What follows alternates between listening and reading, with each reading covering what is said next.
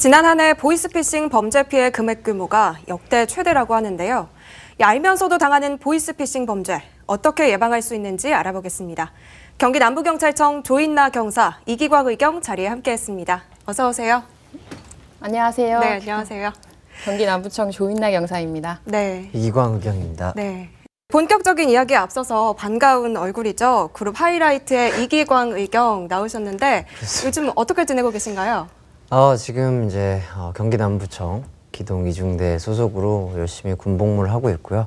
아직 많이 남았지만 열심히 최선을 다해서 군복무하도록 하겠습니다. 네. 네, 이제 본격적으로 질문을 드리겠습니다. 보이스피싱 하면 이제 모르는 분들은 없으실 것 같은데 여전히 많은 사람들이 피해를 보고 있습니다. 알면서도 당하는 이유 무엇 때문일까요? 2018년 경기 남부청에서만 총 5,883건의 보이스피싱 범죄 피해가 발생하였고 피해액도 700억 원이 넘었습니다. 올해는 6월 말까지 총 3,776건의 598억 원의 피해가 발생한 것으로 확인이 되는데요. 피해자들의 진술을 들어보면 보이스피싱에 대해 잘 알고 있고 자신들은 절대 피해를 당하지 않을 것이라는 자신감을 가지고 계신 분들이 대부분인데요. 이분들이 속수무책으로 피해를 당하는 이유는 피해자분들의 대출 기록 등 개인정보를 가지고 대상자별로 접근하는 아주 교묘한 수법을 쓰고 있기 때문에 속수무책으로 당하고 있는 상황입니다. 네. 뭐 얘기를 들어보면 많은 분들이 이제 이렇게 속아 넘어갔다는 사실이 조금 무섭기도 한데요. 저 역시 만약 보이스피싱 전화를 받으면 나는 당하지 않겠지라는 생각을 할 것 같은데 앞으로는 이런 생각 대신 조금 더 조심하고 안전을 기하도록 하겠습니다. 네. 나도 당할 수 있다 이런 생각을 좀 갖고 있어야겠네요. 그렇습니다. 네, 보이스피싱 수법이 날로 진화하고 있다는데 또 최근에 떠오르고 있는 신종 수법이 있다고 하죠. 어떤 게 있습니까? 보이스피싱 유형 중에 작년 86%를 차지한 대출 사기형 보이스피싱이 최근 공통으로 이용되는 신종수법이 있는데요. 피해자와 전화통화나 SNS 대화를 하면서 은행 관련 어플이니 이것을 꼭 깔아야 된다 하면서 영문으로 된 주소, URL을 보내주고 이걸 터치해서 휴대폰에 설치를 하게 합니다. 이 피해자의 휴대전화에 설치된 가짜 은행 어플로 인해서 피해자가 각종 금융기관 대표 전화번호로 전화를 걸어도 보이스피싱 조직이 운영하는 콜센터로 전화가 걸리기 때문에 피해자는 본인이 꼼꼼하게 해당 은행에 정말 그런 직원이 있는지 확인하고 대출금이 갚아졌는지 은행에 따로 전화를 걸어서 확인을 하여도 그 통화는 모두 보이스피싱 조직원들과 통화를 하게 되는 것입니다. 네. 피해자들이 속수무책으로 당할 수밖에 없습니다. 은행을 사칭하거나 경찰을 사칭해서 전화를 하고요. 또 휴대전화에 악성 코드가 깔리면 112 신고 전화라도 보이스피싱 조직이 받게 될 수밖에 없습니다. 네. 그래서 시민 여러분들이 모르는 URL은 꼭 다시 한번 좀 생각을 하시고 누르지 않으시는 게 좋을 것 같습니다. 네. 문자가 왔다고 해서 아무거나 눌러보면은 안 되겠네요. 그렇죠. 확인을 꼭 하셔야 됩니다. 네. 근데 예전에는 말투가 조금 어눌하다 이러면은 보이스피싱이 아닌가 의심을 할 수가 있었는데 요즘에는 또 그것도 아니라고 하죠. 예, 그 보이스피싱 콜센터에서 전화하는 사람들이 이제 대부분 한국인입니다. 보이스피싱 유형에 따라서 말투, 전문 용어 관련 교육을 받은 후에 피해자들한테 전화를 걸어서 범행을 하기 때문에 말투로 구분을 한다는 것은 절대 쉬운 일이 아니고요. 저희가 보이스피싱 콜센터 관련 피해자를 검거하였을 때 압수한 컴퓨터 하드에는 피해자들에게 종류별로 기간 사칭하는 경우 대출 사기 유형별로 파일이 다 저장되어 있어서 전문 지식 용어를 유창하게 얘기할 수 있기 때문에 피해가 늘어날 수밖에 없는 상황입니다. 네. 그리고 또 몇 년 전 한 개그 프로그램에서 고객님 당황하셨어요 라는 유행어로 어설픈 보이스피싱 조직을 유쾌하게 풍자했었는데요. 요즘은 그런 사람은 절대 없기 때문에 다시 한번 유의하셔야 될 것 같습니다. 네. 정말 치밀해지고 있는 것 같은데 또 번호로 구별을 하기도 했잖아요. 그렇죠. 070 번호로 많이 걸려왔는데 이제는 일반 휴대폰 전화인 010으로 시작하는 네. 번호로도 또 많이 걸려온다고 하죠. 요즘에는 국외 콜센터를 운영해서 인터넷 전화를 개설해놓고 범죄를 벌이는데 이 변호 변작 기계를 이용해서 국제 전화번호로 발신돼야 되는 번호를 010 휴대폰 번호로 뜨게 합니다. 그리고 070 그리고 저희가 흔히 아는 대표 번호 뭐 18땡땡 이런 식으로 시작하는 대표 번호로 전화가 오기 때문에 일단 내가 아는 번호가 아니고 모르는 번호면 의심을 하시면서 전화를 받으셔야 됩니다. 네. 또 070으로 걸려오는 전화 중에 보이스피싱이 많을 수 있다는 건 알았는데 010으로 시작하는 것도 있을 수 있다는 점은 새롭게 알게 된 사실인 것 같습니다. 네. 주의하셔야 될 것 같습니다. 네. 이렇게 되면 정말 구별하기가 쉽지가 않은데요. 보이스피싱 범죄 조금 더 알면은 피해를 줄일 수 있을 것 같은데 어떻게 예방을 할 수가 있을까요? 현재 횡행하는 보이스피싱 유형은 3가지입니다. 첫 번째는 노년층을 대상으로 하는 자녀 납치 빙자 유형인데요. 이 범죄는 전화를 절대 끊지 못하게 합니다. 그래서 은행 가서 현금을 인출할 때도 휴대폰을 켜놓은 채로 은행에서 현금 인출을 하라고 시키는데 이럴 때는 메모로 도움을 요청하시면 됩니다. 네. 메모로 다른 길게 쓰실 필요도 없고요. 112 전화, 우리 자녀 납치 요 딱 단어 몇 개면 충분합니다. 네. 그리고 두 번째 유형인 수사기관 사칭 유형은 주로 젊은 층한테 많이 가고 이 젊은 층이 받는 파일이나 이런 걸 믿게끔 보여주는 게 있는데요.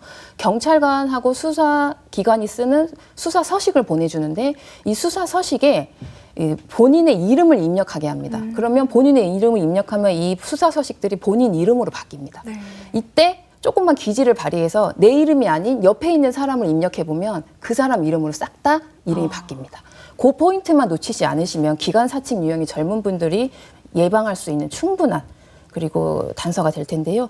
지금 현재 제일 많은 그리고 마지막 3번째 대출 사기 보이스피싱은 통화하는 상대방이 나에 대한 대출 관련 개인정보를 상당히 많이 알고 있어서 이 이야기를 하면 믿음을 얻게 됩니다. 그래서 이 믿음을 받은 후에 앞전에 말씀드렸던 URL을 보내줘서 해당 은행 어플을 설치하게 되면 악성 코드가 깔리는 거죠.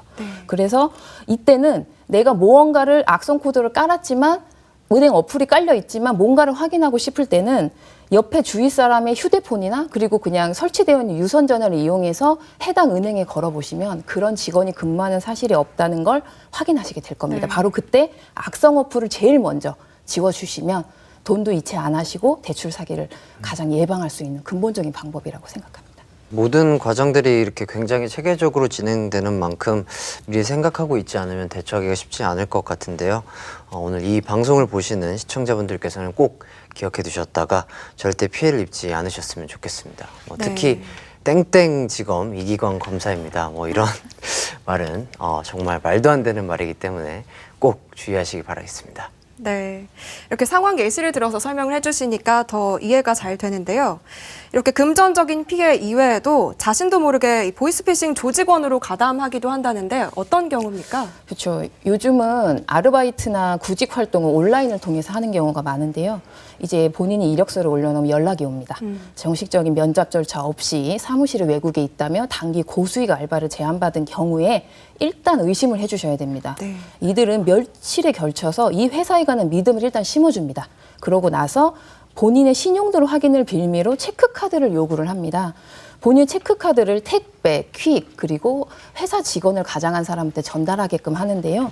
만약에 이거를 어떤 사유에서든 체크카드를 전달하게 되면 전자금융거래법 위반이 되기 때문에 요거는 절대 전달하시면 안 되는 겁니다. 근데 혹여 이렇게 해서 얘네들이 이런 식으로 체크카드를 전달받은 거는 바로 보이스피싱에 이용이 되는 겁니다. 그래서 이 보이스피싱의 계좌를 확보하는데 내가 보이스피싱 조직원으로 전자금융거래법 위반 피의자 신분으로 되는 겁니다. 조심하셔야 됩니다. 또 이렇게 경기가 어려워서인지 젊은 청년들이 고수익 알바에 쉽게 현혹되어서 범죄자가 되는 상황이 진심으로 좀 안타깝게 느껴지는데요. 그래서 보이스피싱 예방은 진짜 꼭 좀 생각을 하시고 유의하시면 정말 피해 없이 잘 지나갈 수 있을 것 같습니다. 네, 그렇습니다.